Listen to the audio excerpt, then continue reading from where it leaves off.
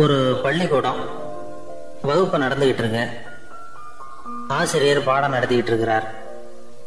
நடத்தி முடிச்ச உடனே கேட்டார், மாணவர்களே, இதுவரைக்கும் நான் நடத்தின பாடத்துல உங்களுக்கு ஏதாவது சந்தேகம் இருக்கா அப்படின்னு கேட்டார். அப்புறம் ஒவ்வொருத்தரா கேட்டார். ஒரு மாணவன் எழுந்திருச்சான். சார், எனக்கு சந்தேகம் எதுவுமே இல்லைன்னா. ஏன்னு கேட்டார். ஏன்னா எனக்கு நீங்க நடத்தின பாடம் தெளிவா புரிஞ்சுட்டுது, அதனால சந்தேகம் வரலன்னா. இன்னொரு மாணவன் எழுந்திருச்சான். சார், எனக்கும் சந்தேகம் எதுவும் இல்லைன்னா. ஏண்டான்னு கேட்டார். ஏன்னா எனக்கு நீங்க நடத்தின பாடம் எதுவுமே புரியல, அதனால சந்தேகம் வரல அப்படின்னா. இந்த இடத்துல நாம கொஞ்சம் சிந்திச்சு பார்க்கணும். இந்த உலகத்துல எல்லாம் புரிஞ்ச ஒருத்தனுக்கும் சந்தேகம் வராது, எதுவுமே புரியாத ஒருத்தனுக்கும் சந்தேகம் வராது. அறகுறையா புரிஞ்சுக்கிட்டவன் இருக்கான் பாருங்க, அவனுக்கு தான் அடிக்கடி சந்தேகம் வரும். ஆக மாணவர்களை இந்த 3 வகையா பிரிக்கலாம். அதே மாதிரி தான் மனிதர்களையும் 3 வகையா பிரிக்கிறாங்க ஆன்மீகவாதிகள். ஒரு ஆன்மீக பெரியவர் என்ன சொல்றாரு தெரியுமா? இந்த உலகத்துல 3 வகையான மனிதர்கள் இருக்கிறாங்களாம். முதல் வகை எப்படி தெரியுமா? இவங்களுக்கு எதையும் தெரிஞ்சுக்கணுங்கிற அவசியமே கிடையாது. ஏன்னா அவங்களுக்கு எல்லாமும் தெரியும். இவங்க ஞானத்தின் முழு வடிவா இருக்கிற காரணத்தினால அவங்களுக்கு எந்த சந்தேகமும் இல்லை, எந்த கேள்விகளும் கிடையாது. இந்த நிலையில இருக்கிறவன் கிருஷ்ணன். எல்லாத்துக்கும் விடைய தெரிஞ்சுக்கிட்ட நிலையில அவன் விடையாக மாறிவிட்டான் அப்படின்னு சொல்லுவாங்க. 2வது நிலையில இருக்கிறவன் அர்ஜுனன். இவனுக்கு எப்ப பார்த்தாலும் கேள்விதான், சந்தேகம்தான். பதில் சொல்ல சொல்ல அவனுக்கு இருக்கிற சந்தேகமும் அதிகமாகிட்டே இருக்கும், குறையவே குறையாது. அர்ஜுனன் மாதிரி உள்ளவங்க எப்பவும் கேள்வி கேட்டுக்கிட்டே இருப்பாங்க. ஒரு கேள்விக்கு விடை கிடைச்சுட்டுன்னு வைங்க, உடனே இன்னொரு கேள்வி அவங்க கிட்ட இருந்து வரும். கிருஷ்ணனுடைய நிலை எப்படின்னா அது கேள்விகளே அற்ற ஒரு நிலை. அர்ஜுனனுடைய நிலை எப்படின்னா அது கேள்விகளை தவிர வேறு எதுவும் அற்ற ஒரு நிலை. இவங்களை தவிர இன்னொரு ஆள் இருக்கிறான், அவனுக்கும் கேள்விகள் அற்ற ஒரு நிலை தான். அவன் யாருன்னா துரியோதனன். இவனுக்கு தெரிஞ்சுக்கணுங்கிற எண்ணமே சுத்தமா கிடையாது. ஆவலே இல்லைங்கிறதுனால அதை புரிஞ்சுக்கணுங்கிற அவசியமும் இல்லை. அதனால அவனுக்கு கேள்விகள் அற்ற ஒரு நிலையில அவன் இருந்துகிட்டு இருக்கிறான். எல்லா பதிலும் தெரிந்து கொண்ட நிலையில கிருஷ்ணனும் கேள்விகள் அற்ற நிலையில இருக்கிறான். தெரிஞ்சுக்கணுங்கிற ஆவலே இல்லாத துரியோதனனும் கேள்விகள் அற்ற நிலையிலே இருக்கிறான். இப்படியும் இல்லாம அப்படியும் இல்லாம 2 கட்டா நிலையில இருக்கிறானே, அவன் தான் அர்ஜுனன். அதனால பெரியவங்க எல்லாம் என்ன சொல்றாங்கன்னா, இந்த உலகத்துல அர்ஜுனன்களா இருக்கிறவங்க ஒண்ணு துரியோதனனா மாறிடணும், இல்லைன்னா கிருஷ்ணனா மாறிடணும். இதை தவிர வேற வாய்ப்பு இல்லை. துரியோதனன் மாதிரி உள்ளது விலங்கு நிலை, கிருஷ்ணன் மாதிரி உள்ளது தெய்வ நிலை. அர்ஜுனன் விலங்காவும் ஆக முடியல, தெய்வமாவும் ஆக முடியல. இப்படி 2 கட்டானா இருக்கிற வரைக்கும் இந்த கேள்விகளும் பிரச்சனைகளும் இருந்துகிட்டே தான் இருக்கும். இதுதான் பெரியவர்கள் சொல்லுகிற அனுபவ உண்மை.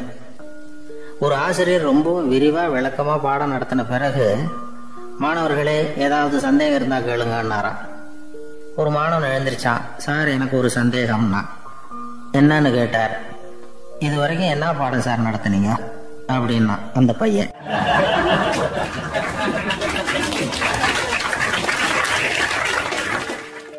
ஒரு அப்பாவுக்கு 2 பிள்ளைங்க. மூத்தவன் ரொம்ப அடக்கம், அப்பா எது சொன்னாலும் கேட்பான், பெரியவங்களுக்கு கீழ்ப்படிஞ்சு நடப்பான். இளையவன் அப்படி இல்லை, தான் நினைச்சதை தான் சொல்லுவான், செய்வான். அடுத்தவங்க சொல்றதை கேட்க மாட்டான், அடங்கி நடக்க மாட்டான். இந்த 2 பேர்ல யாரை உங்களுக்கு பிடிக்கும்? பெரியவனை தான் பிடிக்கும். ஏன்னா அவன் தான் சொல்ற பேச்சை கேட்கிறவன் அப்படின்னு சொல்லுவீங்க. ஆனா ஒரு ஞானி என்ன சொல்றாரு தெரியுமா?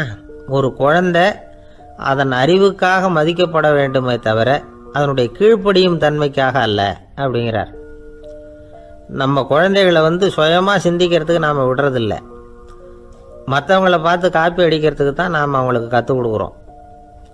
புகழ்பெற்ற மனிதர்கள் சிலருடைய பேரை சொல்லி நீயும் அவர் மாதிரி ஆகணும், இவர் மாதிரி ஆகணும் அப்படின்னு சொல்லிகிட்டே இருக்கிறோம். குழந்தைகள் தங்களுடைய தனித்தன்மையை வளர்த்துக்கிறதுக்கு நாம் தடையாக இருக்கிறோம். ஒரு குழந்தைகிட்ட அனாவசியமாக நம்பிக்கையை வளர்த்துடக்கூடாது, எந்த கோட்பாட்டையும் திணிக்கக்கூடாது. நாம் ஏற்கனவே அர்த்தமில்லாத கருத்துக்களையும் கொள்கைகளையும் மனசில் போட்டு நிரப்பி வச்சிருக்கிறோம். இந்த உலகத்துக்கு புதுசாக சேர்ந்திருக்கிற ஒரு குழந்தையின் தூய்மையான மனசில் நம்ம கருத்துக்களை அறிமுகம் செய்ய அல்லது திணிக்கிறதுக்கு நமக்கு எந்த அதிகாரமும் கிடையாது. ஒரு குழந்தைய நீ இந்த மதத்தை சேர்ந்தவன் அப்படின்னு பிறந்ததுமே ஒரு முத்திரை குத்தி விடுறோம். இது அதோட சுதந்திரத்தை ஆரம்பத்திலேயே கிள்ளி எறிகிறது மாதிரி தான். நீங்கள் ஒரு மதத்தின் வழிமுறைகளை கடைப்பிடிச்சிக்கிட்டு வர்றீங்க, அந்த வழியில் போய்கிட்டு இருக்கிறீங்க, சரி, அதனால் போகிறீங்க. அதுக்காக உங்கள் குழந்தையையும் அதே வழியில் தான் வரணும் அப்படின்னு கட்டாயப்படுத்துறதுக்கு உங்களுக்கு என்ன உரிமை இருக்குது? அந்த குழந்தை சுயமாக சிந்திச்சு ஒரு முடிவுக்கு வரட்டுமே, அதுக்கு நீங்கள் ஏன் தடையாக இருக்கிறீங்க? நமக்கு உண்மையிலேயே நம்ம குழந்தை மேலே அன்பு இருந்தால் இது மாதிரி திணிப்பு வேலைகளை செய்யக்கூடாது. திணிப்பு வேலைகளிலிருந்து குழந்தைகளை காப்பாற்றினா போதும். அதுதான் ரொம்ப முக்கியம். அடுத்த தலைமுறை அற்புதமான தலைமுறையாக உருவாகும். நாம் தான் சாதி மத சங்கடங்களில் மாட்டிக்கிட்டு தவிக்கிறோம். அவங்களாவது சாதி மத வேறுபாடு இல்லாத சமுதாயத்தை பார்க்கட்டுமே, அந்த சௌகரியங்களை அனுபவிக்கட்டுமே. அதுக்கு நாம் என்ன செய்யணும்னா ஒன்றும் செய்யாமல் இருந்தால் போதும். ஒரு குழந்தைகிட்ட நம்ம கருத்தை திணிக்கும் பொழுது என்ன ஆகுது தெரியுமா? அது அவனை அவங்ககிட்ட இருந்தே அப்புறப்படுத்தி விடுது. அவனுடைய தனித்தன்மையை அழிச்சுடுது. அவனை ஒரு எல்லைக்குள்ளே திணிச்சுடுது. இதெல்லாம் அன்புங்கிற பேரால் பெற்றோர்கள் செய்கிற தப்பு. இதெல்லாம் கேட்டுக்கிட்டு இந்த காலத்தில் அப்பா ஒருத்தர் சொன்னார், நான் கருத்துக்களை எல்லாம் என் பையன்கிட்ட திணிக்கிறது இல்லைங்க, ஆனால் அதிகமாக சாப்பிட சொல்லி கட்டாயப்படுத்துவேன் அப்படின்னார். உங்கள் வீட்டு சமையல் அவ்வளோ நல்லா இருக்குமான்னு கேட்டாங்க. நல்லா இருந்தால் நான் ஏன் அவனை சாப்பிட சொல்லி கட்டாயப்படுத்த போகிறேன் அப்படின்னார்.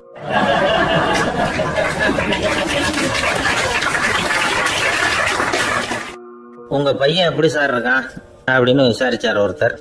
அவன் என்ன சார், எதை சொன்னாலும் காதில் வாங்க மாட்டேங்கிறான், அவன் பாட்டுக்கு போகிறான் வர்றான் அப்படின்னு சொல்லி அழுத்துக்கிட்டார் அப்பா.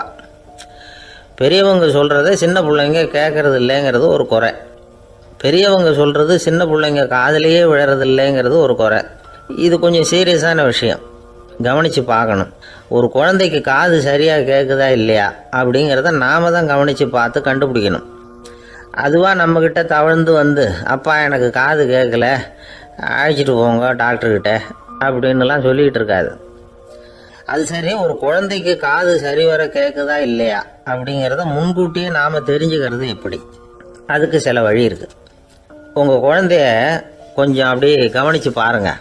அடிக்கடி ஜலதோஷம், காதில் அரிப்பு ஏற்படுதா, மூக்கு விரிவாகவும், அப்புறம் டான்சில், அடினாய்டு, சத அழற்சி, இது மாதிரி ஏதாவது இருக்கா, வாயிலிருந்து எச்சில் ஒழுகுதா, குழந்தை வாயினால் சுவாசிக்குதா, பற்கள் முன்னாடி தள்ளி வளருதா, இதெல்லாம் அதுக்கு அறிகுறி. அப்புறம் இந்த VBDF TH இப்படி இந்த ஒலிகள் சேர்ந்த வார்த்தைகளை குழந்தை சரியாக புரிஞ்சுக்காது. இப்போ உதாரணத்துக்கு பட்டுன்னு சொல்லு குழந்தை அப்படின்னீங்கன்னா அது கட்டுன்னு சொல்லும். அதாவது பட்டு சவுண்டை அதால் புரிஞ்சிக்க முடியல. அப்புறம் உங்கள் குழந்தை உங்களை உறக்க பேச சொல்கிறானா, அடிக்கடி கேள்வி கேட்குறானா, சாப்பிட்றப்போ கவனம் இல்லாமல் இருக்கானா, படிப்பில் போதுமான முன்னேற்றம் இல்லையா, வகுப்பில் சரியாக கவனிக்கிறது இல்லையா, இப்படிலாம் இருந்தால் ஆரம்பத்திலேயே டாக்டர்கிட்ட அழைச்சிட்டு போய் சிகிச்சையை ஆரம்பிச்சுடலாம், குணப்படுத்தி விடலாம். குழந்தைக்கு காது சரியாக கேட்கலன்னா நீங்கள் செய்ய வேண்டியது என்ன தெரியுமா?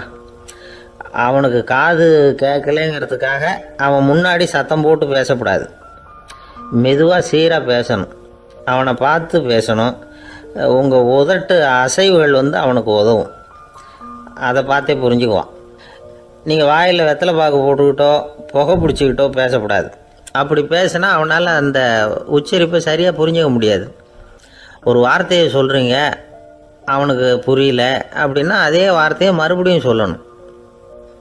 அவனுக்கு நீங்கள் முதல்ல சொன்ன வார்த்தை புரியலேன்னு நினச்சிக்கிட்டு மறுபடியும் திருப்பி சொல்கிறப்போ அதே அர்த்தம் வரக்கூடிய வேறு வார்த்தையை சொல்லக்கூடாது. இப்படிலாம் நடந்துக்கிட்டால் அவனுக்கு மன திடத்தை ஏற்படுத்த முடியும். இல்லைன்னா அவனுக்கு தாழ்வு மனப்பான்மை வந்துடும்.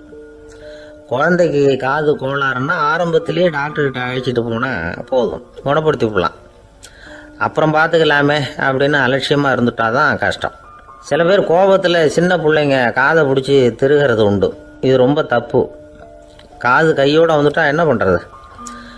ஒரு வேடிக்கை கதை, அது கதை தான், நிஜமாக நடந்ததில்லை, அது மாதிரி நடக்காது. ஒரு வேடிக்கைக்காக சொல்லப்படுற கதை.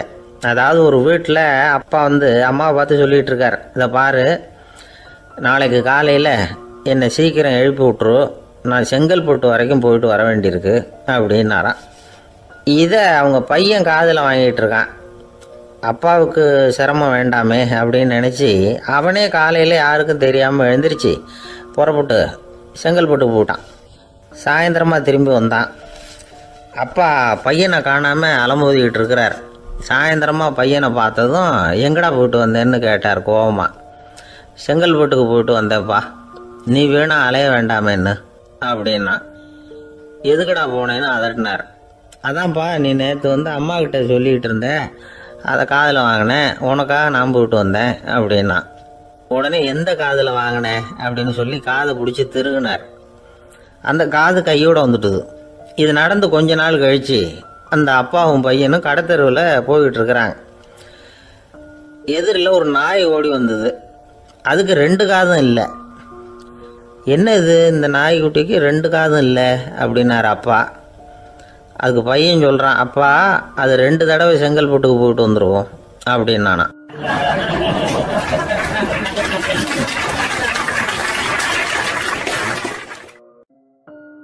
இந்த காலத்து புள்ள ஒருத்தன் தன்னோட அப்பாவை பார்த்து சொன்னான், அப்பா நான் உனக்கு உதவி செய்யலாம்னு நினைக்கிறேன், என்ன உதவி செய்யணும்னு சொல்லு அப்படின்னா. நீ சும்மா இருந்தால் அதுவே எனக்கு செய்கிற பெரிய உதவிடா அப்படின்னார் அப்பா.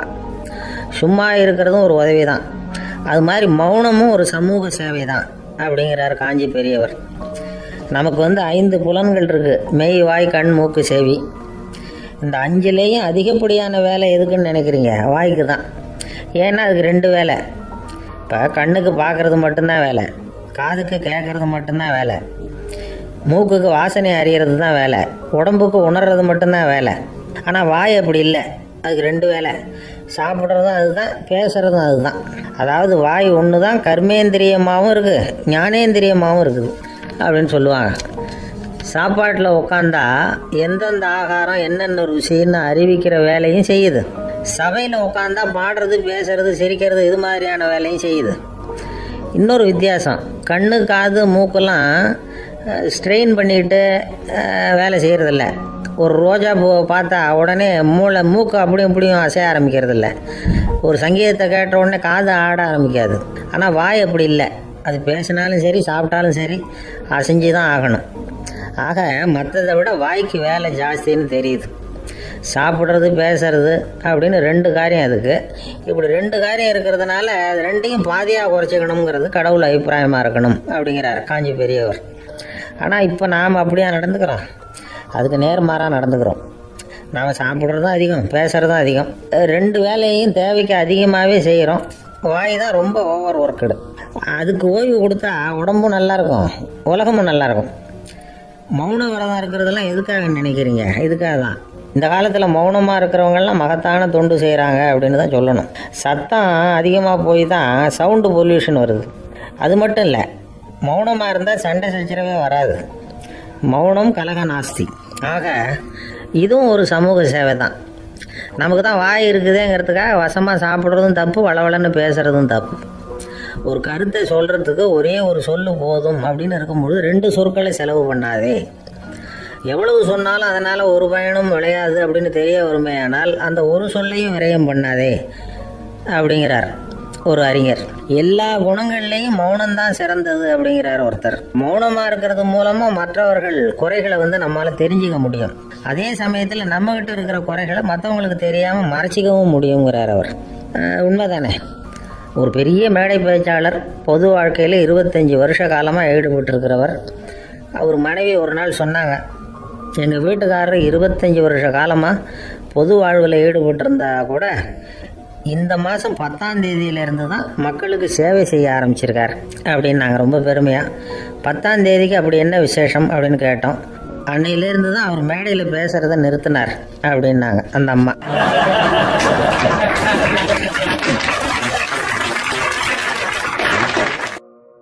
ஒரு நண்பர், அவர்கிட்ட பேசிக்கிட்டு இருந்தேன். மனித உறவுகள் பற்றி அவர் சொல்லிகிட்டு இருந்தார். அமெரிக்காவில் தந்தை மகன் உறவு எப்படி இருக்குது அப்படிங்கிறத விளக்கிறதுக்கு அவர் ஒரு கதையை சொன்னார். ஒரு அப்பா பகல் பூராவும் அலுவலகத்தில் வேலை, ஓடி ஆடி உழைச்சிக்கிட்டு களைச்சி போய் ராத்திரி 10 மணிக்கு மேலே வீடு திரும்பினான். வீட்டு வாசலில் அவரோட மகன் காத்துக்கிட்டு இருக்கிறான், இன்னமும் தூங்கலை. அப்பா வாசல்லையே தடுத்து நிறுத்தி, அப்பா உனக்கு சம்பளம் எவ்வளவு அப்படின்னு கேட்குறான். ஏற்கனவே ஆஃபீஸ் பிரச்சனைகளால் அழுத்து போய் திரும்புகிற அப்பாவுக்கு கோவம் வந்துடுது. என்னடா இப்படிலாம் கேளுன்னு உங்கள் அம்மா உனக்கு சொல்லி கொடுத்தாளா அப்படின்னு சொல்லிவிட்டு உள்ளே போய் சட்டையை கட்டி மாட்டி விட்டு குளிச்சு விட்டு மறுபடியும் வெளியில் வந்து உடையை மாற்றுகிற சமயம் அப்போ மறுபடியும் மகன் உள்ளே வந்து நிற்கிறான் அவர் முன்னாடியே. அப்பா உனக்கு எவ்வளவு சம்பளங்கிறான் மறுபடியும். அப்பாவுக்கு எரிச்சல் அதிகமாகிடுது. மணிக்கு $20 போதுமா அப்படின்னார். அப்படின்னா எனக்கு ஒரு $10 தர முடியுமான்னா மகன். இதுக்கு தான் என் சம்பளம் எவ்வளவுன்னு கேட்டியா? 2ஆம் வகுப்பு படிக்கிற உனக்கு எதுக்குடா $10 அப்படின்னு கத்திவிட்டு தொலைக்காட்சி பெட்டியின் முன்னாடி போய் உட்காந்துக்கிட்டு ஏதோ நிகழ்ச்சியை பார்க்க ஆரம்பிச்சிட்டார். கொஞ்ச நேரம் கழித்து மறுபடியும் மகன் வந்து நிற்கிறான். அப்பா ப்ளீஸ் எனக்கு ஒரு $10 கொடுக்க முடியுமா? மகனுடைய கண்களில் கண்ணீர்.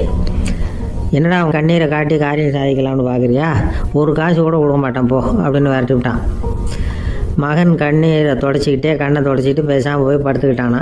கொஞ்ச நேரம் ஆச்சு. அப்பாவோட கோபம் கொஞ்சம் கொஞ்சமாக குறைஞ்சிது. பிள்ளைகிட்ட கோபமாக கத்துனது தப்பு தாங்கிறது புரிஞ்சுது அவனுக்கு. எழுந்திரிச்சு போனான், படுக்கை இறக்கி போனான். மகனை பார்த்தான்.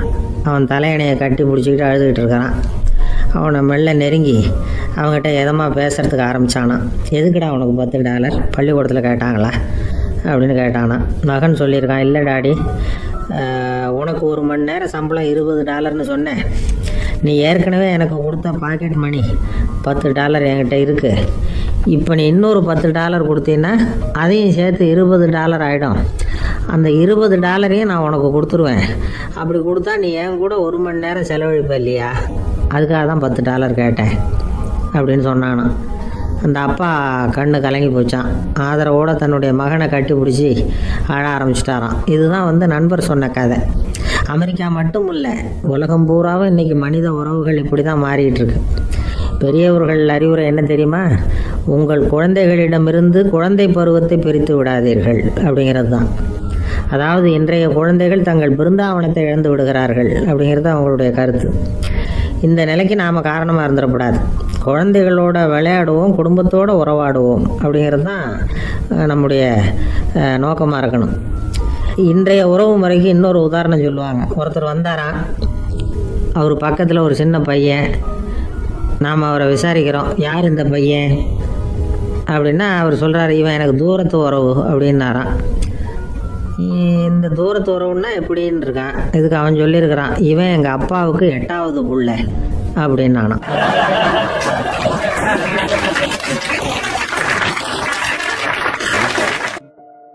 ஒரு நண்பர் அவசரமாக என்கிட்ட ஓடி வந்தார். அப்புறம் சொன்னார், என்னால் நம்பவே முடியல சார், என் பையனா இப்படி அப்படின்னு சொல்லி ஆச்சரியப்பட்டார். உங்கள் பையன் அப்படி என்ன தான் செஞ்சுட்டான் அப்படின்னு கேட்டேன். என்னால் முடியாத ஒரு காரியத்தை அவன் செஞ்சுட்டான் சார் அப்படின்னார்.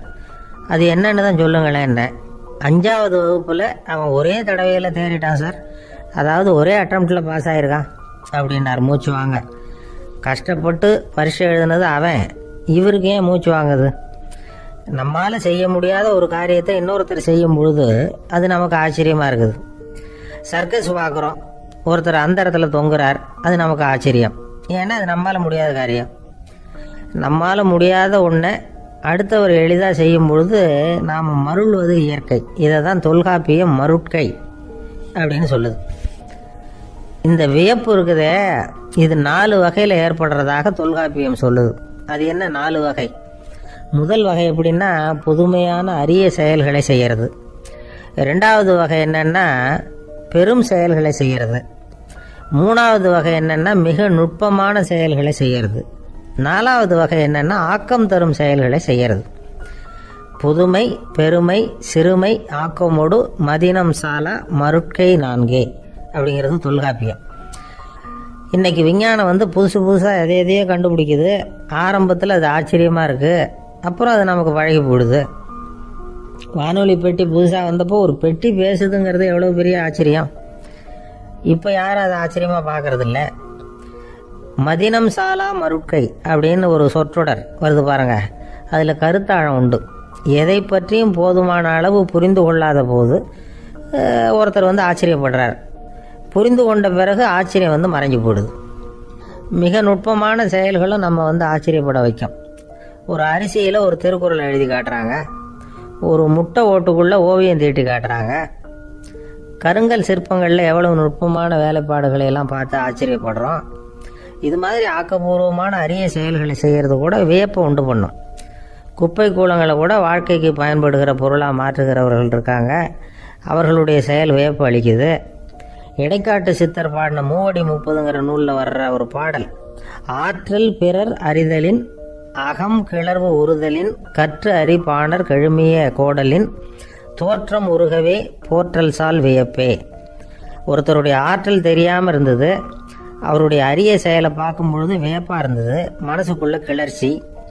பாவலர்கள் இவர்களுடைய புகழை பாடி மற்றவர்களும் தெரிந்து கொள்ளுமாறு செய்கிறார்கள் அப்படிங்கிறது தான் ஒரு யதார்த்தமான உண்மை. ஆக எல்லா வகையிலும் மக்கள் தங்களுடைய வாழ்க்கையில் முன்னேறுவதற்கான வழிகாட்டுகிற ஒரு மெய்ப்பாடு தான் வியப்புங்கிறது. இந்த காலத்தில் நம்ம எப்படியெல்லாம் ஆச்சரியப்பட வைக்கிறாங்க. ஒரு ஆளை பிடிச்சி ஜெயிலில் கொண்டு வந்தாங்க. ஜெயில் அதிகாரி அவனை ரொம்ப ஆச்சரியமாக பார்த்தாரான். இவன் கேட்டான், ஏன் சார் அப்படி பார்க்குறீங்க, நான் இப்போ இங்கே வர்றது உங்களுக்கு ஆச்சரியமாக இருக்குதா அப்படின்னு கேட்டிருக்கான்.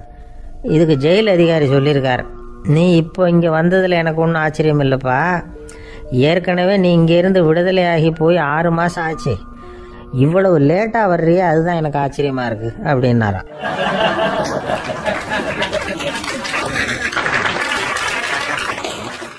ஒரு சின்ன பையன் வந்தான்.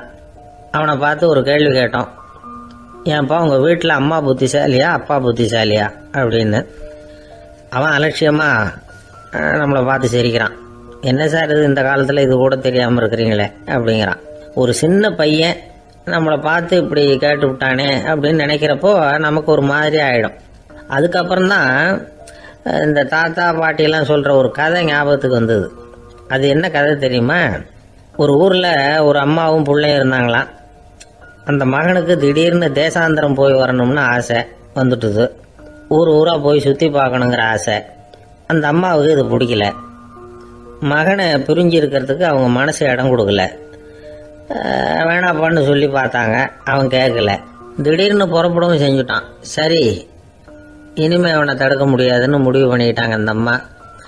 இருந்தாலும் புத்திசாலித்தனமாக ஒரு யோசனை பண்ணாங்க. மகனை கிட்டத்தில் கூப்பிட்டாங்க. அவங்ககிட்ட சொன்னாங்க, இதை பாருப்பா, நீ தேசாந்திரம் போகிறதுன்னு தீர்மானம் பண்ணிவிட்ட, அதை நான் தடுக்கலை, போயிட்டு வந்துடும். ஆனால் போகிறதுக்கு முன்னாடி எனக்கு ஒரு வாக்குறுதி கொடுத்துட்டு போ அப்படின்னாங்க. போகிறப்போ ராத்திரியாக இருந்தாலும் பகலாக இருந்தாலும் சரி, புளிய மரத்து நிழலில் தான் தங்கணும். திரும்பி வர்றப்போ இரவும் பகலும் நீ வேப்ப மரத்து நிழல்லே தங்கணும் அப்படின்னாங்க. சரி, அப்படியே செய்கிறேன்னு சொல்லி வாக்குறுதி கொடுத்தான் பையன். புறப்பட்டு போனான். போகிற வழியில் புளிய மரத்து நிழல்லே தங்கினான், தூங்கினான். அப்படி போய்கிட்டே இருந்தான். 7ஆவது நாள் அவன் உடம்பு சுகமில்லாமல் போயிட்டுது. ரொம்பவும் பலவீனமாயிட்டான். இனிமேல் நடக்க முடியாதுங்கிற நிலைமை வந்துட்டுது. யோசிச்சு பார்த்தான், சரி இதுக்கு மேலே போக வேண்டாம் அப்படின்னு முடிவு பண்ணிட்டு திரும்பி வர ஆரம்பிச்சுட்டான். திரும்பி வர்றப்போ வழியில் வேப்ப மரத்து நிழல்லையே தங்கி வந்தான். நாளுக்கு நாள் உடம்பு சரியாக வந்துட்டுது. 7ஆவது நாள் வீட்டுக்கு சேர்றான். உடம்பு பழையபடியே கலகலப்பாயிட்டுது. பூரண சுகம். தேசாந்திரம் போன பையன் திரும்பி வந்துட்டானே அப்படின்னு அந்த அம்மா ஆச்சரியப்படலை. ஏன்னா அவங்களுக்கு தெரியும் இப்படி ஆகும்னு. பையன் சீக்கிரமாக திரும்பி வரணுங்கிறதுக்காக தான் அவங்க அந்த யோசனையை சொன்னாங்க. என்ன விஷயங்கிறதையும் அவங்களே சொன்னாங்க. மகனே, புளிய மரத்து நிழல் உடம்புக்கு உஷ்ணத்தை கொடுக்கும், சீக்கம் உண்டாக்கும். அதனால் நீ தொடர்ந்து புளிய மரத்து நிழலில் தங்கினாவே நோய்க்கு ஆளாயிட்ட. அதனால் நல்ல பயணத்தை முடிச்சுக்கிட்டு திரும்பி வரணுங்கிற முடிவுக்கு வந்துட்ட. திரும்பி வர்றப்போ நீ தங்கினது வேப்ப மரத்து நிழல். அது உடம்புக்கு குளிர்ச்சியை தரக்கூடியது, நோயை தீர்க்கக்கூடியது. அதனால் சுகமாக வீட்டுக்கு சேர்ந்துட்ட. உன்னோட தேசாந்திர பயணத்தை தடுக்கிறதுக்காக தான் இப்படி பண்ணினேன் அப்படின்னாங்களாம் அந்த அம்மா. பார்த்தீங்களா அம்மாவோட புத்திசாலித்தனத்தை? அப்பாவாக இருந்தால் இப்படியா பண்ணுவார்? ஒரு அப்பா பையன்கிட்ட 10 ரூபா கொடுத்து இதை எடுத்துக்கிட்டு அடுத்த ஊருக்கு போய் அங்கே இருக்கிற மாமா கிட்ட இதை கொடுத்துட்டு வாடா, வழியில் எங்கேயாவது மரத்தடியில் படுத்து தூங்கி விடாதே அப்படின்னு எச்சரிக்கை பண்ணி அனுப்புனாராம். பையனுக்கு எச்சரிக்கையாக வாழறது எப்படிங்கிறத கற்றுக் கொடுக்கறதுக்காக இப்படி பண்ணார். அவன் பணத்தை வாங்கிக்கிட்டு போனான். அப்பா சொன்னதை மறந்துட்டு ஒரு மரத்தடியில் படுத்து தூங்கிட்டான். அவனுக்கு தெரியாமல் அவன் பின்னாடியே போன அப்பா அவன் கையில் இருந்த அந்த 10 ரூபாயை நைஸாக எடுத்துகிட்டு வந்துட்டார். அவன் பையில தானே வச்சிருந்தான், அது தெரியாமல் எடுத்துகிட்டு விட்டார். அவன் தூங்கிக்கிட்டு இருக்கான். எடுத்துகிட்டு ஒரு மறுபடியும் வீட்டுக்கு வந்துட்டார். பையன் முழிச்சுக்கிட்டு பைய தடவி பார்க்குறான், பணத்தை காணும். அழுதுகிட்டே திரும்பி வந்தான். அப்பா கிட்ட விஷயத்த சொன்னான்.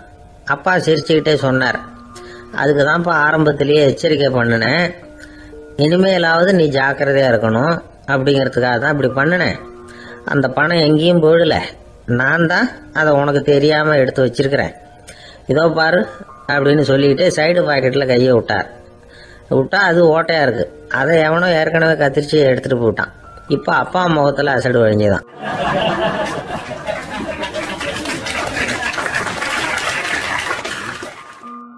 என்ன சார் உங்கள் பையன் என்ன செஞ்சுக்கிட்டு இருக்கிறான் இப்போ அப்படின்னு கேட்டார் ஒருத்தர். அடிக்கடி கண்ணாடி முன்னாடி நின்று அழகு பார்த்துக்கிட்டு இருக்கிறான் சார் அப்படின்னாரு அப்பா. இளம் பருவம் இப்படி தான் இருக்கும், அதையெல்லாம் சாதாரணமாக நினச்சிடாதீங்க அப்படின்னாரு அவர். என்ன சார் சொல்கிறீங்க, கண்ணாடி முன்னாடி நின்றுக்கிட்டு நேரத்தை வீணாக்கிக்கிட்டு இருக்கான், அதை ஒரு பெரிய விஷயமா நான் நினைக்கணுமா அப்படின்னாரு இவர். இளம் பருவத்தில் இளைஞர்களுக்கும் சின்ன பொண்ணுங்களுக்கும் அடிக்கடி கண்ணாடியில் பார்க்கணும்னு தோணும். அது வெறுமனே அழகு பார்க்கறது மட்டும் இல்லை, அவங்க தங்களையே தேடி கண்டுபிடிக்கிற ஒரு முயற்சி அது. இது ஒரு மனோதத்துவ விளைவு. இது வரைக்கும் சின்ன பிள்ளையா இருந்துட்டோம், இனிமேல் நாமளும் மற்றவங்க மாதிரி மனிதர்கள் தான் அப்படிங்கிற உணர்வு அவங்களுக்கு வருது. தங்களோட முகம் எப்படி இருக்குது, அழகு எப்படி இருக்குது, உடம்பு நேரம் எப்படி இருக்குது, முடி எப்படி இருக்குது அப்படிங்கிறதையெல்லாம் கண்டுபிடிக்கிறாங்க. அதுக்கப்புறம் இன்னொரு ஆணோ பொண்ணோ தன்னை கவனிக்கணும் அப்படின்னு நினைக்கிறாங்க. இதெல்லாம் மனோதத்துவ உண்மைகள், இதெல்லாம் இயற்கை. இதை பார்த்துட்டு பெற்றவங்க பிள்ளைங்க கெட்டு போட்டாங்க அப்படின்னு நினைக்கக்கூடாது, அவங்கள திட்டிக்கிட்டே இருக்கக்கூடாது. இன்றைக்கி பல குடும்பங்களில் இதுதான் நடந்துக்கிட்டு இருக்குது. மனுஷ வாழ்க்கையிலேயே இப்படியும் இல்லாத அப்படியும் இல்லாத ஒரு பருவம் இளம் பருவம். 13லேருந்து 19 வயசுக்கு உட்பட்ட ஆண்கள் பெண்கள் இந்த வகையை சேர்ந்தவங்க, டீனேஜ் குரூப். இவங்கள சின்னவங்கன்னு நினச்சிட முடியாது, பெரியவங்கன்னு நினச்சிட முடியாது. இவங்க ரொம்ப சென்சிட்டிவ். சமூகம் நினச்சா இவங்களை நல்லவங்களாகவும் ஆக்கலாம், கெட்டவங்களாகவும் ஆக்கலாம். கொஞ்சம் அக்கறை எடுத்துக்கிட்டால் பெரிய பெரிய மேதைகளையும் விஞ்ஞானிகளையும் உருவாக்கலாம். ஆனால் நடக்கிறது என்ன தெரியுமா, அநேகமாக இவங்களை யாருமே சரியாக புரிஞ்சுக்கிறது இல்லை, இவங்களை சரியாக நடத்துறதும் இல்லை. இது வரைக்கும் நாம் சொல்கிறத கேட்டுக்கிட்டு இருந்தான், இப்போல்லாம் அவன் இஷ்டத்துக்கு நடக்க ஆரம்பிச்சுட்டான் அப்படின்னு வருத்தப்படுற பெற்றோர்கள் அதிகம். இது வருத்தப்படுற விஷயம் இல்லை, சந்தோஷப்பட வேண்டிய விஷயம். உங்கள் புள்ள சொந்தமாக யோசிக்க ஆரம்பிக்கிறதும் நடந்துக்க ஆரம்பிக்கிறதும் ஒரு தப்பான விஷயமா? அவன் கடைசி வரைக்கும் உங்கள் பேச்சையே கேட்டுக்கிட்டு இருக்கணுங்கிறது என்ன நியாயம்? இன்றைக்கி இளைஞர்களை பெரியவங்க தப்பாக புரிஞ்சுக்கிட்டு தவறாக நடத்துறதுனால தான் அவங்களுக்கு வெறுப்பு, எரிச்சல், மனக்கசப்பு எல்லாம் உண்டாகுது. பெற்றவங்க சரியாக மதிக்கிறது இல்லை அப்படிங்கிற ஒரே காரணத்தினாலேயே வீணாக போகிற பிள்ளைங்க இன்றைக்கி அதிகம். சரி, பெற்றவங்களுக்கு இன்றைக்கி என்ன தான் புத்தி சொல்ல வர்றீங்க அப்படின்னு கேட்குறீங்களா? நாம் எதையும் சொல்ல வரல, ஆனால் அது சம்பந்தமான சில நிபுணர்கள் சொல்லியிருக்கிறத உங்கள் காதில் போட்டு வைக்கலாம். அது என்னென்னா, பிள்ளைங்க கிட்ட அன்பு செலுத்துங்க. குழந்தையா இருந்தப்போ எவ்வளவு பாசமாக இருந்தீங்க, வளர வளர அதை ஏன் குறைச்சிக்கிறீங்க? பெற்றவங்களின் அன்பான வார்த்தைகளுக்கு ஏங்குறவங்க தான் இன்றைய இளைஞர்கள். அவங்க எதை சொன்னாலும் அதை அக்கறையாக காது கொடுத்து கேளுங்க, அலட்சியப்படுத்தாதீங்க. அவங்க விரும்புகிறது உங்ககிட்டேருந்து ஒரு மதிப்பு, மரியாதை, அங்கீகாரம், இவ்வளவுதான். அவங்க அவங்களாவே முடிவுகள் எடுக்கட்டும், அதுக்கு நீங்கள் உதவியாக இருங்க, அது போதும். மற்றவங்க முன்னாடி, முக்கியமாக அவங்க நண்பர்கள் முன்னாடி அவங்கள பற்றி மட்டமாக பேசாதீங்க. அவங்கக்கிட்ட பொய் சொல்லக்கூடாது. நீங்கள் சொன்னது பொய்ன்னு தெரிஞ்சு போச்சுன்னா உங்கள் பேரில் அவங்களுக்கு இருக்கிற மதிப்பு போயிடும், நம்பிக்கை போயிடும். அவங்களுக்கு முன்னாடி நீங்கள் சண்டை போடக்கூடாது. உங்கள் பிள்ளைய எப்பவும் இன்னொரு பிள்ளையோட ஒப்பிட்டு பேசுகிற வேலையே வேணாம். கூட பிறந்த மற்றவங்களோட கூட ஒப்பிடக்கூடாது. இப்படி செஞ்சால் அவன் உங்ககிட்டையும் பிரியமாக இருக்க மாட்டான், அவங்ககிட்டையும் பிரியமாக இருக்க மாட்டான். புள்ள எங்கே போகிறான், என்ன பண்ணுறான் அப்படின்னுலாம் துப்பறிஞ்சிக்கிட்டு இருக்கக்கூடாது. இளைஞர்கள் தனிமையை விரும்புகிறவங்க. அவங்கள பெட்டியில் வச்சு மூடி பாதுகாக்கணும்னு நினைக்கக்கூடாது. அவங்கள எப்படி பாதுகாக்கிறது அப்படிங்கிறது அவங்களுக்கே தெரியும். உங்கள் புள்ள எப்படி நடந்துக்கணும்னு நீங்கள் எதிர்பார்க்குறீங்களோ அது மாதிரி நீங்கள் நடந்து காட்டுங்க, அது போதும். ஒரு வீட்டில் அப்பாவும் அம்மாவும் பேசிக்கிட்டு இருக்கிறாங்க. என்னங்க, நம்ம பொண்ணு பெரியவளாயிட்டா, அடிக்கடி கண்ணாடி முன்னாடி போய் நின்றுக்கிட்டு இருக்கிறா, சீக்கிரமாக ஒரு பையனை பார்த்து கல்யாணத்தை முடிக்காமல் இப்படி மசன்னு கல் மாதிரி உட்காந்துருக்குறீங்களே அப்படின்னு சத்தம் போட்டாங்க அந்த அம்மா. அவசரப்படாத, பார்க்கறதுக்கு கண்ணுக்கு அழகாக லட்சணமாக புத்திசாலியாக ஒரு பையன் கிடைக்க வேணாமா, அதுதான் பார்த்துக்கிட்டு இருக்கிறேன் அப்படின்னார் அப்பா. இதுக்கு அந்த அம்மா சொல்கிறாங்க, எங்கள் அப்பா இப்படியெல்லாம் நினச்சிக்கிட்டு இருந்திருந்தா எனக்கு கல்யாணமே ஆயிருக்காது தெரியுமா அப்படின்னாங்களாம்.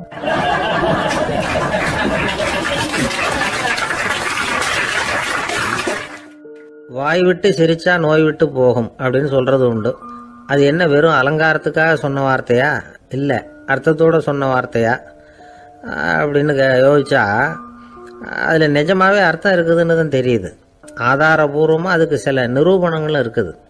நார்மன் கசின்ஸ் அப்படின்னு ஒருத்தர் இருந்தார். அவர் ஒரு அமெரிக்க பத்திரிகை ஆசிரியர். அவருக்கு ஏதோ ஒரு விதமான அழற்சி நோய், இன்ஃப்ளமேஷன் டிசீஸ். அது டாக்டர்கள்லாம் அதுக்கு என்ன விதமான வைத்தியமும் கிடையாது அப்படின்னு சொல்லி பல இதெல்லாம் பார்த்துட்டு கடைசியாக சொல்லிவிட்டாங்க அதுக்கு வைத்தியமே இல்லைன்ட்டாங்க. டாக்டர்கள் தான் சொல்லிவிட்டாங்களே, அதனால் இது இப்படியே இருந்துட்டு போகட்டும் அப்படின்னு விட்டுற வேண்டியது தானே. ஆனால் அவர் அப்படி நினைக்கல. உடனே அவர் என்ன பண்ணார்னா, ஆஸ்பத்திரி ரூமை காலி பண்ணார். ஹோட்டலில் போய் ஒரு ரூம் எடுத்துக்கிட்டார். அங்கே போனார். தினமும் அவருக்கு பிடிச்ச தமாஷான படங்களை எல்லாம் டிவியில் போட்டு பார்த்துக்கிட்டு இருந்தார். சிரிப்பு வரக்கூடிய புத்தகங்களை எல்லாம் படித்தார். கொஞ்ச நாள் ஆச்சு, அவருக்கு இருந்த தொந்தரவு குணமாக ஆரம்பிச்சிட்டுது. இதை கேள்விப்பட்ட உடனே பழைய டாக்டர்கள்லாம் ஓடி வந்தாங்க. ஓடி வந்து பார்க்குறாங்க. அவர் உடம்பை சோதனை பண்ணி பார்க்குறாங்க. பார்த்தா அவர் உடம்பு குணமாகறதுக்கு உதவியாக இருந்தது சிரிப்பு தான் அப்படிங்கிறத விஞ்ஞானபூர்வமாக அவங்க ஒத்துக்கிட்டாங்களாம். இருந்தாலும் சிரிப்பு வந்து எந்த முறையில் எந்த விதத்தில் உதவி பண்ணுது அப்படிங்கிறத இன்னமும் சரியாக புரிஞ்சிக்க முடியல. ஆனாலும் ஒரு சில விஷயங்கள் மட்டும் புரியுது. அது என்னன்னா, சிரிப்பு வந்து சுவாசத்தை மேம்படுத்துது, ரத்த அழுத்தத்தை குறைக்குது, உடம்பு குணமாகறதுக்கே உரிய சில ஹார்மோன்கள் அதிகமாக உருவாகி வர்றதுக்கு வழி செய்யுது. இந்த அளவுக்கு தான் சிரிப்போட செயல்பாட்டை நாம் புரிஞ்சிக்க முடியுது. இருந்தாலும் இதை பற்றி கண்டுபிடிக்க வேண்டியது இன்னமும் ஏராளமாக இருக்குது. அதெல்லாம் விவரமாக கண்டுபிடிக்கிற வரைக்கும் நாம் காத்துக்கிட்டு இருக்க வேண்டியதில்லை. இப்போவே தாராளமாக சிரிக்கலாம். அதில் என்னத்துக்கு சிக்கணும்? காசா பணமா? சிரிப்புன்னா ஹாஹான்னு சத்தம் போட்டு சிரிச்சாதான் உடம்புக்கு நல்லதுன்னு இல்லை. லேசான புன்னகை கூட உடம்புக்கு நல்லது செய்யுமா. லேசாக புன்னகை பூத்தா அந்த சமயத்தில் நாம் எப்படி ஆகுது, நம்ம உடம்பு பூரா அமைதி அடையுதான். இதையும் ஆதாரபூர்வமாக கண்டுபிடிச்சி தான் சொல்கிறாங்க. எப்போவாவது மனசு சங்கடமாக இருக்கிறப்போ கொஞ்சம் முயற்சி பண்ணி முகத்தில் புன்னகையை கொண்டுகிட்டு வந்து பாருங்கள். அதோட சுகம் வந்து உங்களுக்கு அனுபவித்து பார்த்தா தான் தெரியும். கண்ணும் உதடும் மலரும் பொழுது இருக்கிற ஆனந்தமே ஆனந்தம் அப்படிங்கிறாங்க அனுபவித்து பார்த்தவங்க. வாழ்க்கையில் நாம் தமாஷா இருக்கணும்னா அதுக்கு சில வழிகளையும் அவங்க சொல்லி வச்சிருக்கிறாங்க. முதல்ல நீங்கள் உற்சாகமாக இருக்கிறவங்க கூடவே அதிகமாக பழகணும். அவங்க கூடவே அதிக நேரம் இருக்கிறது மாதிரி பார்த்துக்கணும். அழுது வடிகிறவங்ககிட்டயே இருக்கக்கூடாது. அவங்கள அவாய்ட் பண்ணுங்க. அவங்கள விட்டு விலகி வந்துடுங்க. உங்கள் முன்னாடி இருக்கிறவர் எப்பவும் மூஞ்சியை தொங்க போட்டுக்கிட்டே இருக்கிறவராக இருந்தால் கொஞ்ச நாளில் உங்கள் முகமும் அப்படியே ஆகிடுமா. ஜாக்கிரதையாக இருக்கணுமா. ரெண்டாவது, எடுத்ததுக்கெல்லாம் சீரியஸ் ஆகிடக்கூடாது. எதையும் நிதானமாக வந்து யோசிக்கணும். அடுத்தவங்க நம்மளை மதிக்கணுங்கிறதுக்காக நாம் பகட்டாக நடந்துக்கிறதுக்கு ஆசைப்படக்கூடாது. உங்களுக்கு பிடிச்ச தமாஷான வீடியோ படங்கள், புத்தகங்கள் இதையெல்லாம் லிஸ்ட்டு போட்டுக்கிட்டு முடிஞ்ச அளவுக்கு வாங்கி சேர்த்து வீட்டுக்குள்ளேயே ஒரு லைப்ரரி உண்டாக்கிக்கலாம்.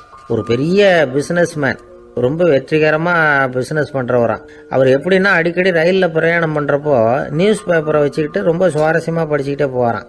நியூஸ் பேப்பரில் அப்படி என்ன சுவாரஸ்யமான விஷயம் அப்படின்னு எட்டி பார்த்தா அதுக்குள்ளே ஒரு காமிக் புஸ்தகத்தை வச்சுக்கிட்டு படிச்சுக்கிட்டு இருப்பாரான். என்னங்க அப்படின்னு கேட்டால், என் மனசு லேசாக இருக்கிறதுக்கு இது ரொம்ப உதவியாக இருக்குது அப்படின்னு பாரான். அது ஒரு பக்கம் இருக்கட்டும். சிரிப்புன்னா எல்லா விதமான தமாஷும் உடம்புக்கு நல்லதுன்னு நினச்சிடக்கூடாதான். ஜேம்ஸ் கரோல் அப்படிங்கிற அமெரிக்க உளவியல் நிபுணர் என்ன சொல்கிறார் தெரியுமா? அடுத்தவங்களை குறை சொல்கிறது, கேலி பண்ணுறது, நையாண்டி பண்ணுறது, இது மாதிரியான நகைச்சுவையெல்லாம் நல்லது செய்கிறது இல்லைங்கிறார் அவர். அடுத்தவங்களை தொந்தரவு பண்ணாத ஜோக்குகள் தான் எப்பவும் நல்லது. யாராவது ஜோக்கு சொன்னால் தாராளமாக சிரிக்கணும். ஒருத்தர் வந்தார், இன்னொருத்தரை கூட அழைச்சிக்கிட்டு வந்து என்கிட்ட காட்டினார். அவர் தன்னுடைய முகத்தை ரொம்ப சீரியஸாக வச்சுக்கிட்டு இருந்தார். என்னங்க விஷயம் அப்படின்னு விசாரித்தோம். வந்தவர் எங்களை பார்த்து சொன்னார், சார், இவர் கூட ஒரு பெரிய ப்ராப்ளம்னார். என்னன்னு, ஏதாவது ஒரு ஜோக்கு சொன்னால் உடனே சத்தம் போட்டு சிரிக்க ஆரம்பிச்சுடுறாரு சார் அப்படின்னார். ஜோக்கை கேட்டுவிட்டு சிரிக்க ஆரம்பித்தா அது ப்ராப்ளம் இல்லையே அப்படின்னு சொன்னோம். சிரிக்க ஆரம்பிக்கிறது ப்ராப்ளம் இல்லை சார், ஆனால் அப்படி ஆரம்பிக்கிற சிரிப்பை அதுக்கப்புறம் நிறுத்தவே மாட்டேங்கிறார். நாள் கணக்கில் அது பாட்டுக்கு போயிட்டுருக்கு, அதுதான் ப்ராப்ளம் அப்படின்னார் அவர்.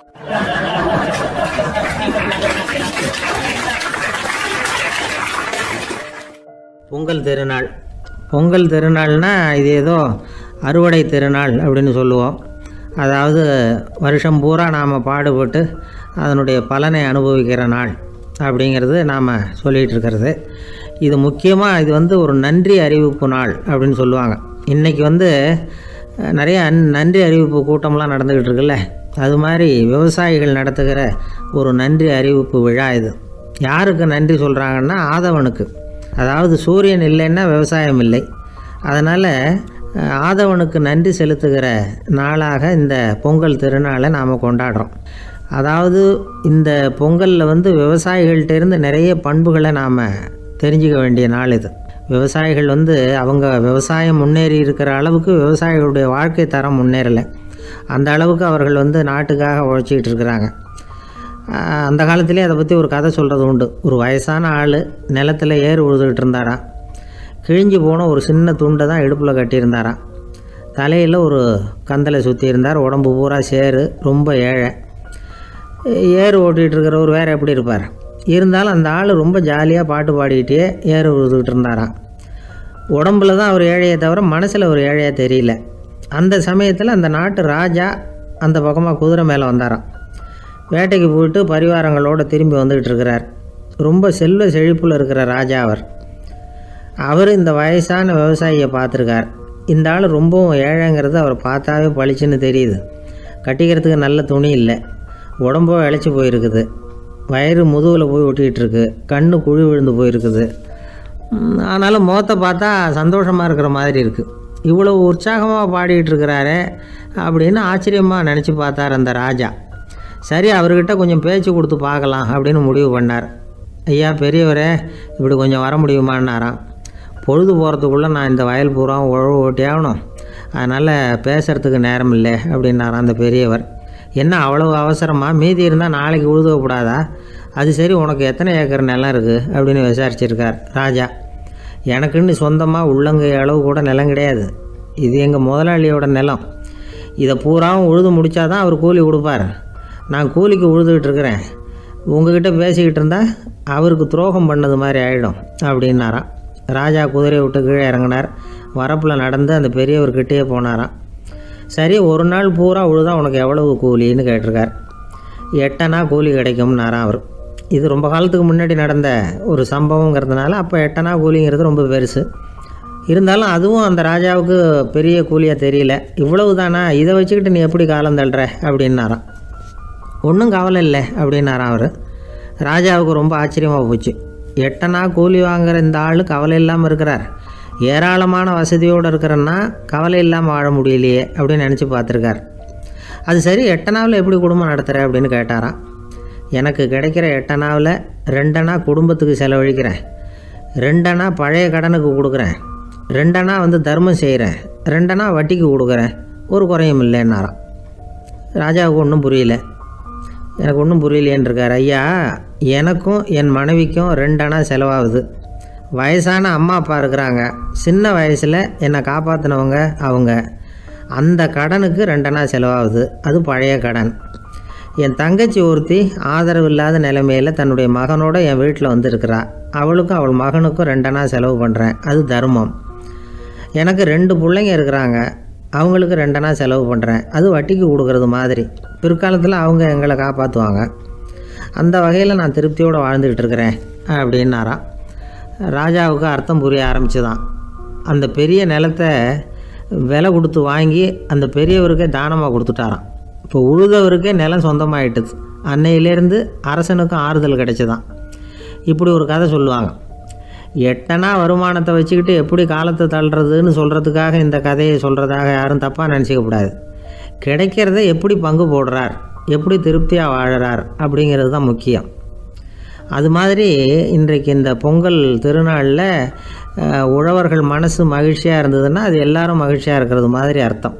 அதனால் அவர்கள்ட்டேருந்து நாம் பாடம் கற்றுக்கணும். சில உழவர்கள் தங்கள் நிலத்தில் விளையிறத தாங்கள் சாப்பிட மாட்டாங்க. அடுத்தவங்கள்ட்ட விற்றுட்டு சந்தையில் போய் வேறு அரிசி வாங்கிட்டு வந்து தான் இவங்க சாப்பிடுவாங்க. அப்படிப்பட்ட விவசாயிகள்லாம் இது உண்டு. பங்கிடுகிற பண்பை உழவர்கள்ட்டேருந்து கற்றுக்கொள்ளுங்கள் அப்படிம்பாங்க. ஒரு ஆள் நிம்மதியாக மகிழ்ச்சியாக இருந்தானா, உங்கள் நிம்மதிக்கும் மகிழ்ச்சிக்கும் என்ன காரணம்னு கேட்டிருக்கார் இன்னொருத்தர். என்கிட்ட இருந்தது பூராவையும் என் பிள்ளைங்களுக்கு சமமாக பங்கு போட்டு கொடுத்துட்டேன், எனக்குன்னு எதுவுமே வச்சுக்கல, அதுதான் நிம்மதிக்கு காரணம்ன்றிருக்கான். உங்ககிட்ட இருந்தது எவ்வளவு இருந்தது அப்படின்னு கேட்டிருக்காரு அவர்.